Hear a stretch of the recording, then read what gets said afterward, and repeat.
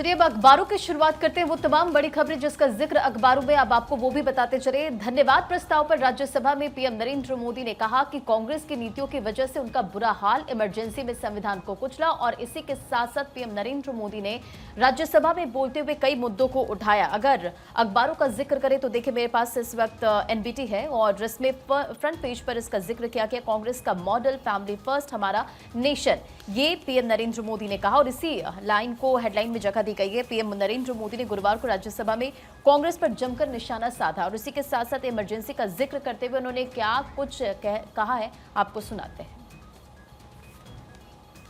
सभापति जी, कांग्रेस के मॉडल में सर्वोपरि है फैमिली फर्स्ट और इसलिए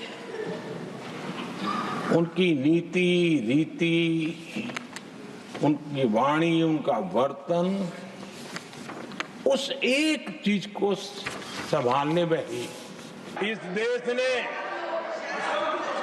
इमरजेंसी का भी दौर देखा है। संविधान की किस प्रकार से कुचला गया, संविधान के स्पिरिट को किस प्रकार से रौंदा गया और वो भी सत्ता सुख के लिए किया गया। बाबा साहब आंबेडकर के साथ कांग्रेस को कितनी नफरत रही थी, उनके प्रति कितना गुस्सा था और किसी भी हालत में बाबा साहब की हर बात के प्रति कांग्रेस चिढ़ जाती थी। तो राज्यसभा के अंदर मोदी की 92 मिनट की स्पीच होती है और इमरजेंसी में संविधान को कुचला गया, इस बात का जिक्र करते हैं। इमरजेंसी परिवारवाद को लेकर वो कांग्रेस को फटकार लगाते नजर आते हैं अम्बेडकर और अपनी सरकार की तारीफ करते नजर आते हैं। बोले हम जनता जनार्दन को पूजने वाले लोग हैं। तो देखिए कल जो 92 मिनट की स्पीच प्रधानमंत्री मोदी की रही उसमें वो जमकर कांग्रेस को घेरते हुए नजर आए, कांग्रेस को परिवारवाद को लेकर वो घेरते हुए नजर आए। राज्यसभा के अंदर 92 मिनट की इस स्पीच के अंदर कांग्रेस लगातार निशाने पर रही। इस दौरान में एक तरफ जहां अम्बेडकर और अपनी सरकार की तारीफ करते नजर आए, कहा हम जनता जनार्दन के हक में काम करते हैं, तो वहीं कांग्रेस पर परिवारवाद को लेकर, इमरजेंसी को लेकर एक बार फिर से हमला किया। एक बार सुन लेते हैं।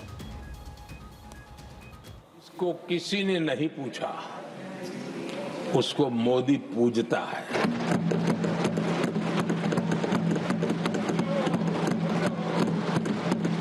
गरीब, वंचित, उसकी का कल्याण ये हमारी प्राथमिकता है।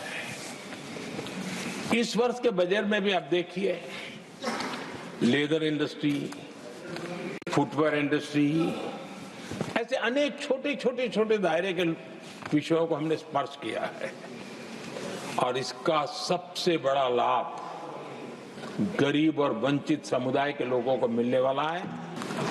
बाबा साहब आंबेडकर के साथ कांग्रेस को कितनी नफरत रही थी, उनके प्रति कितना गुस्सा था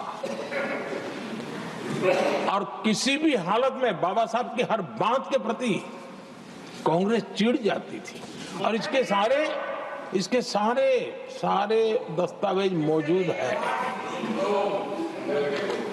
और इस गुस्से को दो बार बाबा साहब को चुनाव में पराजित करने के लिए क्या कुछ नहीं किया गया। कभी भी बाबा साहब को भारत रत्न के योग्य नहीं समझा गया। आज मजबूरन कांग्रेस को जय भीम बोलना पड़ रहा है, उनका मुंह सूख जाता है।